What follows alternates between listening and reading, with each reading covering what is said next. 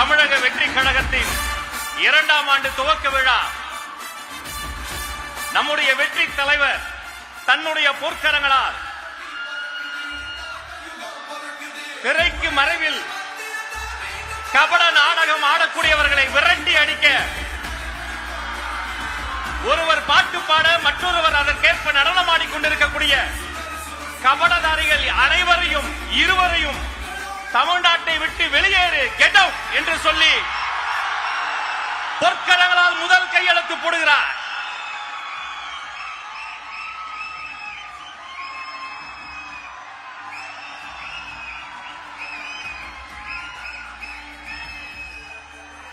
நம்முடைய தலைவரை தொடர்ந்து தலைமை கழக நிர்வாகிகள் #GetOut என்று அந்த பதாகையில் சிறப்பு கையெழுத்தை பதிவு செய்கிறார்கள்.